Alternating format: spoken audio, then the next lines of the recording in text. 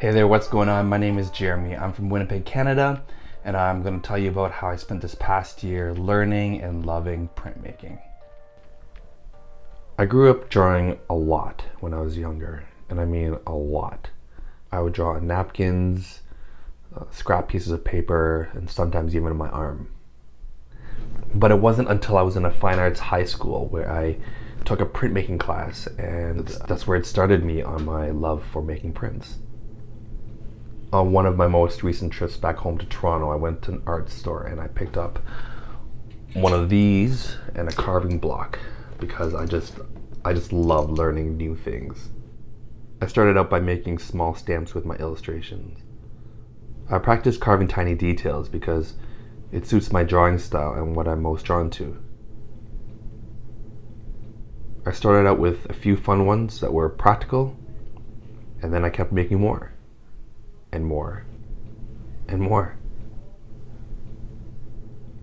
I found that when I'm carving, there's a different part of my brain that's at work here.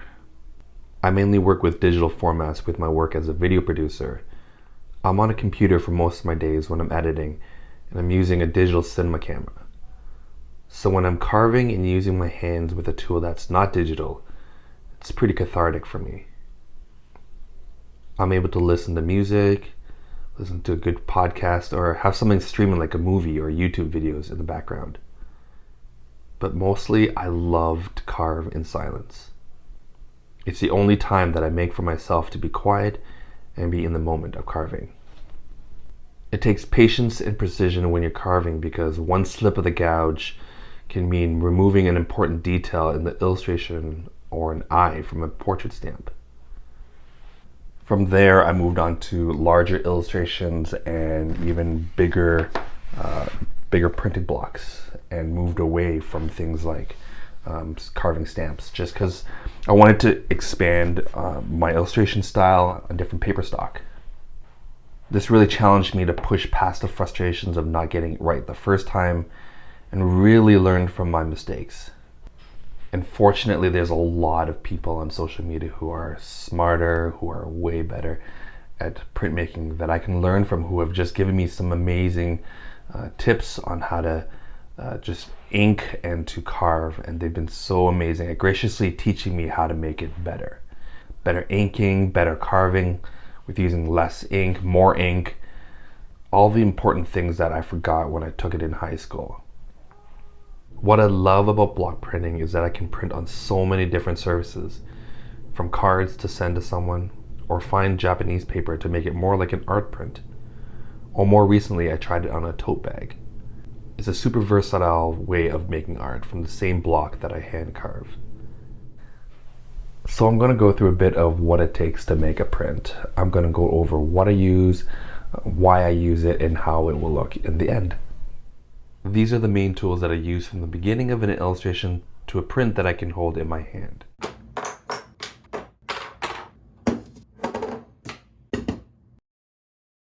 I've got an iPad to refine and size my illustration.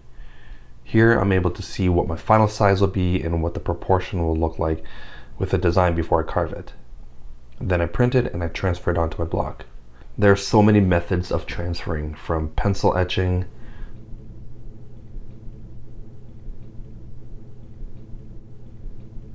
drawing by hand, or the way I do it because I'm able to transfer it quickly and precisely onto the block. I use an iron and a LaserJet printer combo to transfer this illustration. There are various tools that you can use to carve. These are called Lino Cutters, but they're also referred to as carving tools and gouges. This is what I use to remove parts of my surface that I don't want included in the print. You may have done this in school with an X-Acto knife and a potato to make stamps. The angle and pressure you apply to your tool will determine how deep the part you remove and look. So what I'm doing now is taking this part of the block and removing it. The black in this transfer will be the color of the ink, and the parts that are carved will be the color and texture of the surface that I'm printing on. Now that I'm done carving the block, I'll trim around the carving so that I can place it onto my surface with a bit more accuracy. Typically, I'll use an ink pad to do a test print to see if there's anything I've missed that needs removing from the block. Sometimes it's part of a leaf or it's a line that I need to make deeper because it's too fine of a detail. When the print looks good after the test print, I'll give the block a quick rinse so that the test ink doesn't show up on the surface when I'm making the print with another color. And so the next step is to get the ink onto the block and the block onto the paper.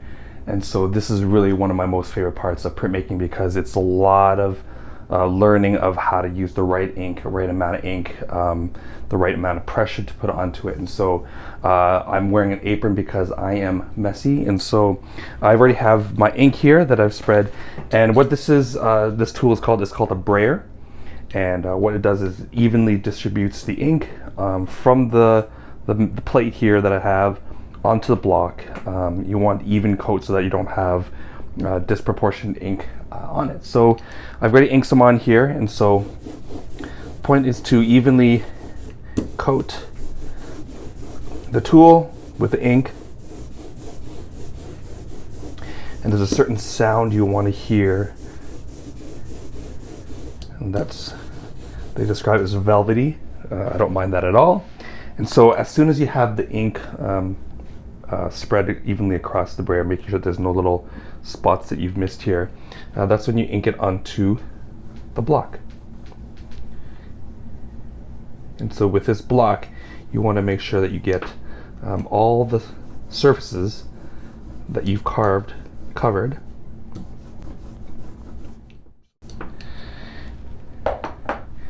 I've been using an oil-based ink here. It's great because it's great, easy cleanup. It's just soap and water. You just put it on and you can clean it up fairly easy. And so now that I have the ink onto the block, I use this press here. This is a tabletop press. What I love about it is that it's a great size for me to keep on my desk here. It's super easy to use. Even my 6-year-old son can use it, just the right amount of pressure.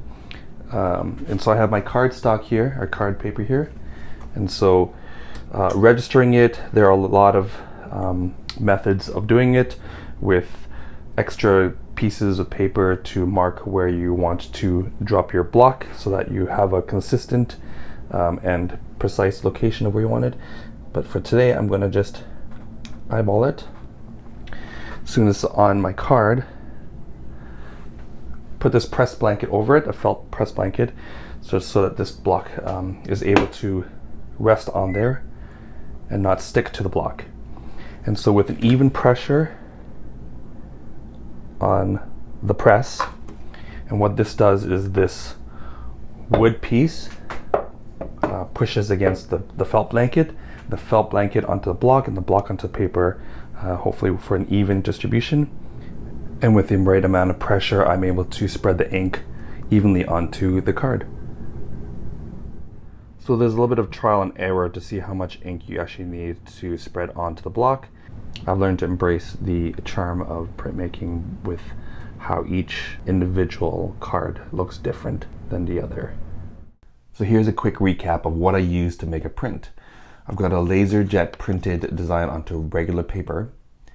I transfer it with an iron onto a rubber block, which then I carve using a carving tool to remove parts that I want included in the design. And after that, I use an ink pad to do a test print to see if I've got all my carves done right. Then I'll use my brayer to evenly coat my oil-based ink from a glass plate so that I can roll it onto my rubber block.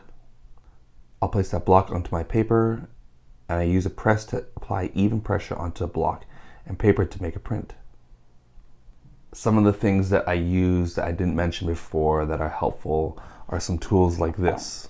This is a Baron. It's used to burnish or rub onto my paper to combine my ink and paper together.